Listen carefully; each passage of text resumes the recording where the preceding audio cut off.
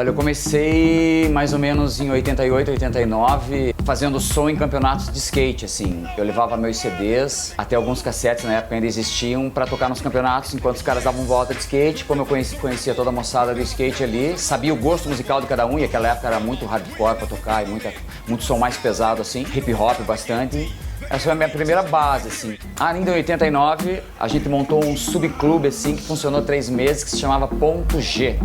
Em 89, a gente já conhecia o Ponto G. Esse lugar, ele só durou 3 meses, porque ele era super clandestino, ali na Rua dos Traveco, ali perto do Gato Preto. E foi feito num porão, a gente fez 3 meses, e foi bem legal, só que foi super underground, e era uma coisa muito, como eu já disse, porque era uma rua muito sinistra, ia muito travesti, ia muito traficante, ia muito burguês, ia muito moderno. Foi assim um lugar que quem conheceu achou assim maravilhoso, mas que infelizmente teve que acabar.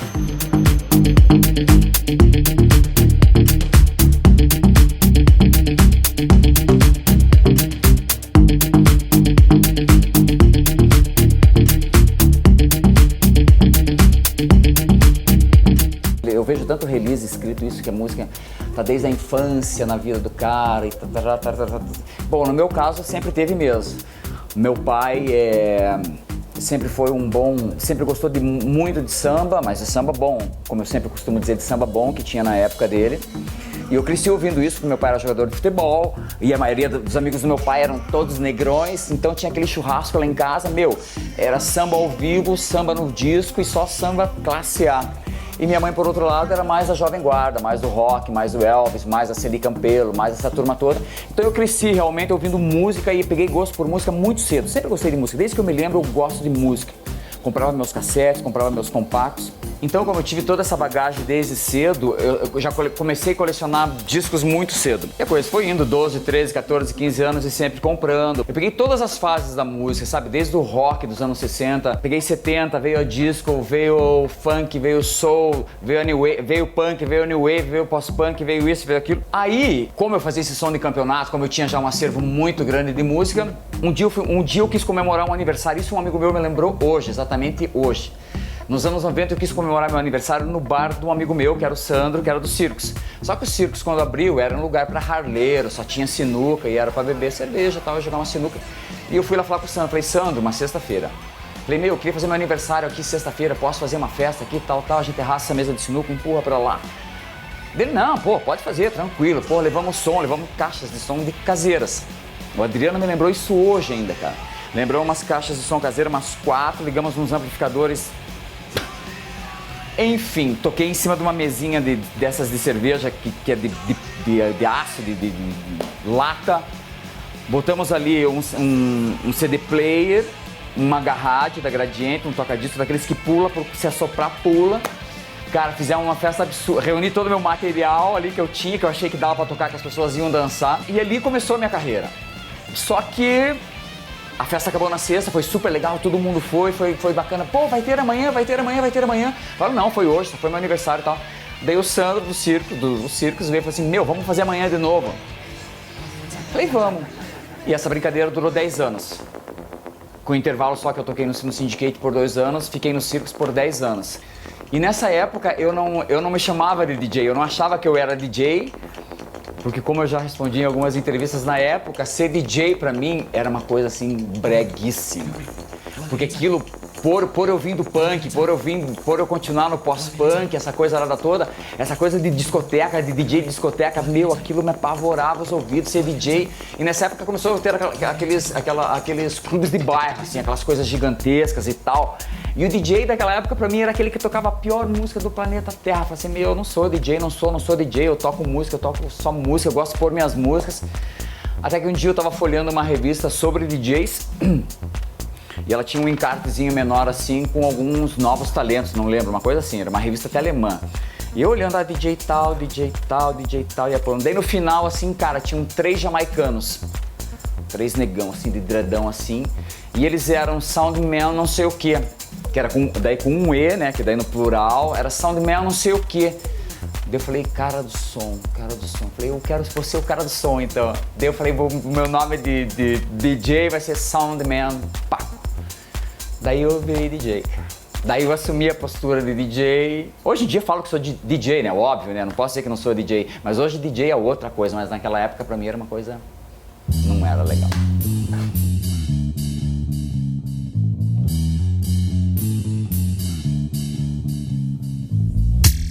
Cara, banda pra mim começou... Eu tive banda em 86, 87, não lembro direito. E essa banda durou até 92, eu acredito. Era uma banda chamada Baixo de Deus. Era uma banda que na época estava muito à frente do tempo, para variar, né? A mesma coisa aconteceu com a música. Quando eu tocava rap, nenhum lugar em Curitiba imaginava se tocar rap. E com essa banda era a mesma coisa. A gente tinha um estilo que a gente... Dentro da banda, para vocês verem como é que é a coisa, era muito diversificado, eram 4 pessoas pensando coisas diferentes e várias coisas iguais ao mesmo tempo. E saiu um som ali que para a época era muito vanguarda. E a gente até obteve um certo sucesso no underground, óbvio, tocamos bastante em São Paulo, tocamos em Porto Alegre, Santa Catarina. E era muito legal, eu era vocalista, achava aquilo o máximo. Nunca cantei muito bem, mas eu enganava bastante, era mais performático do que cantava bem.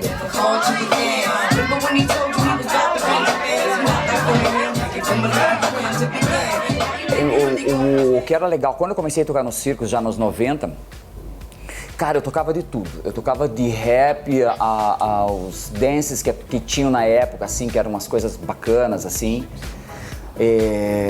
Tocava até alguma coisa de rock, mas muito pouco, que era rock muito mais dançante, assim. Mas lá era 70% era rap, sempre foi rap. E tocava muito funk, né? Muito soul, não confundir com funk carioca. Muito soul, assim, cara, que a galera sempre gostou de funk, né? É difícil quem não gosta de funk, dessas coisas assim. Então, meu repertório de base era isso. Foi isso até mais ou menos, cara, uns 93, 94. 94. Eu era bem variado, assim, super eclético. Daí de 94 pra frente, 94, 95, puta, começou a vir aquela coisa do eletrônico pra mim, assim. Começou a bater forte. Tanto é que quando eu voltei pro circos em 95, foi nessa época, acho que eu peguei o Bogos pra tocar comigo e eu falava, você toca essas coisas agora que eu só quero tocar eletrônico. Foi até engraçado. E daí ele tocava até 3, 4 da manhã, das 4 da manhã até as 7, 8 da manhã eu só tocava eletrônico. Mas tanto no eletrônico, naquela época, eu sempre gostei da variação. E é o que eu tento fazer, até hoje em dia eu tento fazer isso, sabe? Eu tento não seguir uma linha, porque eu acho que essa coisa de ter um estilo só, de ficar numa vertente só, pra mim não me satisfaz muito. Eu gosto de variar, eu gosto de tocar música boa e acho que se até os 50 anos eu fui assim, então eu acho que daqui pra frente vai continuar sendo assim.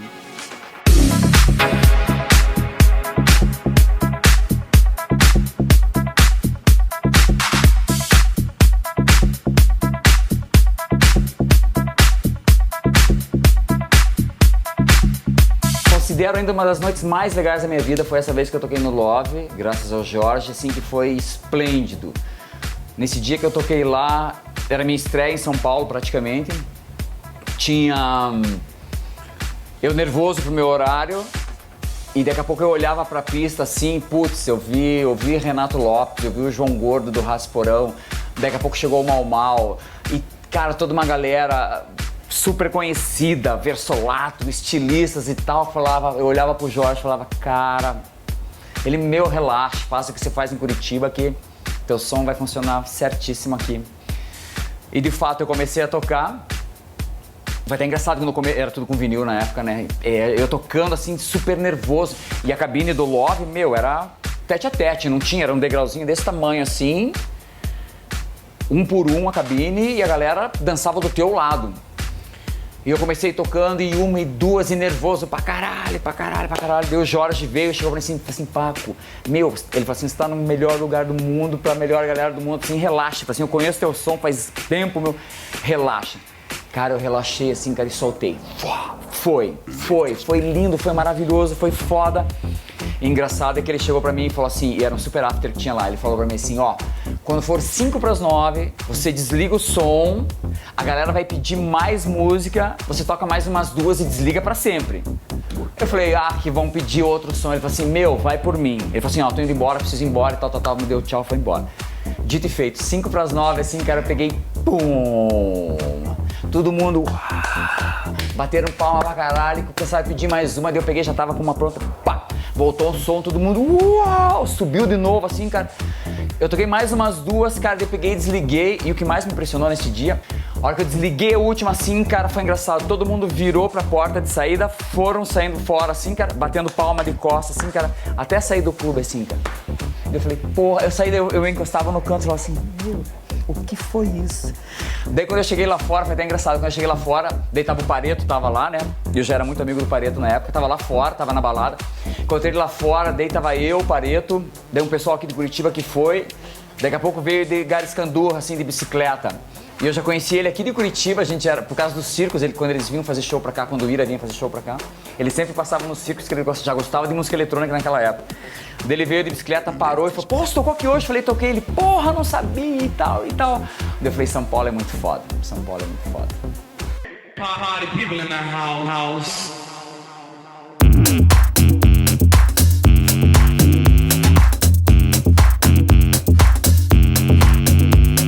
A minha primeira noite na Louca sozinho, depois até fui com o Fábio como Roda Pizza. Na minha primeira noite na Louca, assim, eu já sabia que o lugar era trash.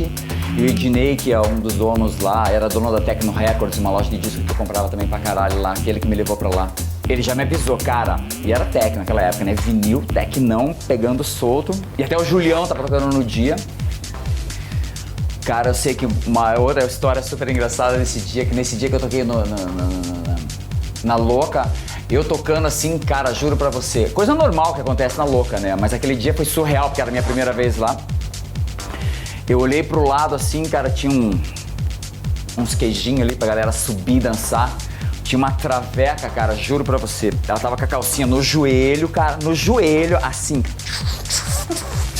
Eu falei, esse é o meu mundo, velho, é isso que eu quero som. Surreal, surreal.